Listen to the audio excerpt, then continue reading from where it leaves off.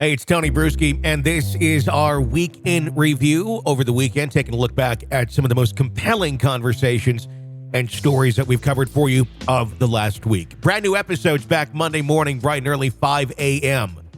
here on the podcast.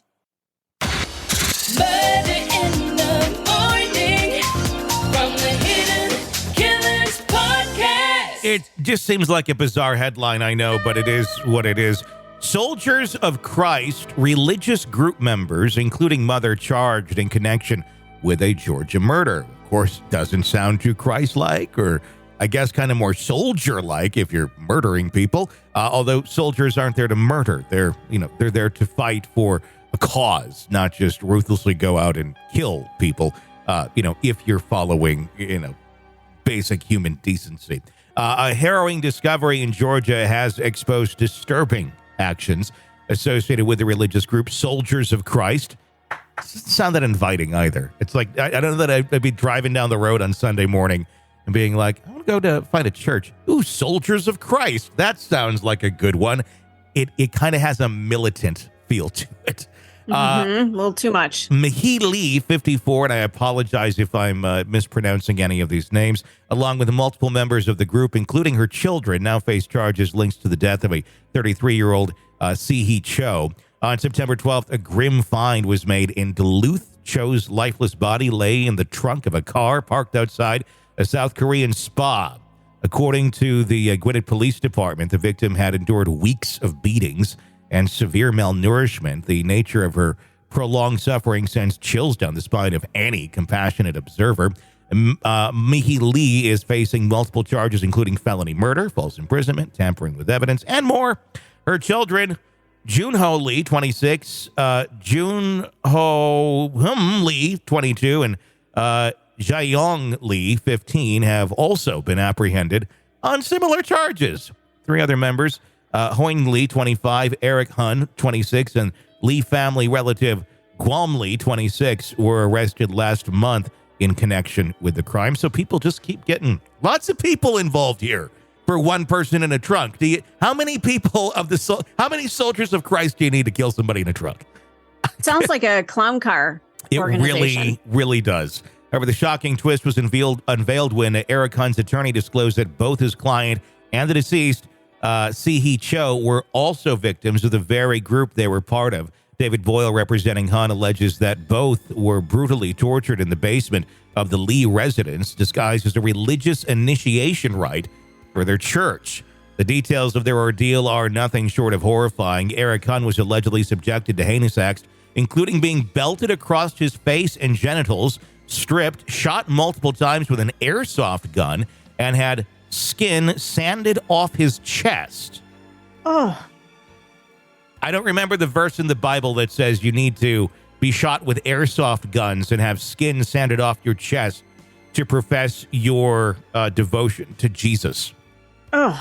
Seems like something they might have made up there over at Soldiers of Christ in the basement over underneath the spa. These were acts meant to indoctrinate him into their religious extremism.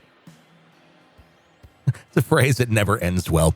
According to the statement, financial coercion was also applied, with tens of thousands of dollars reportedly sent to Korea and credit cards maxed out. Sihi Cho who had relocated from South Korea to Atlanta to become part of the Soldiers of Christ, was found weighing about 70 pounds. The Gwinnett police in their press release expressed their belief that malnourishment played a role in their tragic demise. What's up with all these extreme religious people that like to starve people? Is it like, well, it's better? I mean, there's abuse here as well. There's like physical beating, but there seems to be kind of a trend. Gwinnett Police Sergeant Michelle Fiera, in a conversation with People magazine, left the door open to more charges, saying if any additional probable cause presents itself, more charges could be forthcoming. After Cho's body was discovered, an investigation led the authorities to a house in Lawrenceville, Georgia, and it's the house basement where the suspect and the gruesome crime unfolded. The case unraveled when Eric Hun allegedly drove the car containing Cho's body to the Jeju sauna, left it parked, and later had a family member discover the body when retrieving a personal item. Wouldn't that be fun? hey, I'm going to go grab my sunglasses out of the, oh my God. Mm-hmm. According to Fox 5, among the arrested, John Ho Lee is an Emory University student. While he remains in custody without bond, Ericon has been granted one. The others, Ju Ho Hum Lee, Guam Lee, and Hung Yi Lee, still remain detained. So, my gosh, this does not sound like a very nice group of individuals that seem to be practicing under the name of God. No, under the name of Christ. And I'm telling you, as you're doing this story, I'm desperately trying to find anything about this group. All I'm finding are just the news stories. I don't know that they actually have anything out there like, hey, come join us. I do see that somebody is calling them a cult. Yeah. And that's numerous times. What it very much sounds like. Maybe it really wasn't that big. So I don't know if they have like a website like, hey, come join our cult kind of a thing. There's a Groupon page for it where you can join and get a Groupon discount for joining the cult. It's always good to not pay full price if you're into that kind of thing. But this is really disturbing. And I don't understand how people just get so sucked into these things where they think that this is an entry into heaven or whatever they think it is, that some human can get you into, the kingdom of Christ by doing horrific things to other people. It's, if you've actually read the Bible, that doesn't work out quite the way you think it does. No, it's very Old Testament. And some of these things sound very, very Old Testament. Beyond old, they didn't have airsoft guns then. I don't know that there was, sandpaper, that sort of thing, to sand someone's chest with. But it's beyond just shocking. But I think it speaks to the scariness of the human condition of what one can be convinced of as being the path they must go down for a place on the other side. I'm always kind of amazed by this, and it's not an insult to religion or anything like this, but where some of these focus so much on what's going to happen when you're dead. Like, how about focusing on what's going on when you're alive? How about focusing on being a good human being? I think that's kind of what Jesus was all about. So this whole, let's sandpaper someone's chest and whip their genitals, it just doesn't seem to add up. I don't know what Bible they're going after, and where on earth do you get that equation to equal this in your beliefs? And clearly they don't. It's a control thing. It's a cult thing. And one would have to almost believe that the leaders of these sort of things and what they're perpetrating on their followers are not exactly what they truly believe. I just wonder, at the base of all of these cults, is it about narcissism and power and ultimately money? I mean, what are these people actually getting out of having people follow their absolutely ridiculous tenets?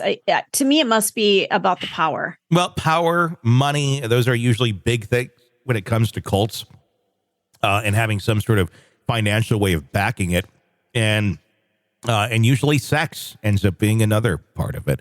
So there's no signs of that necessarily in this story as what we know.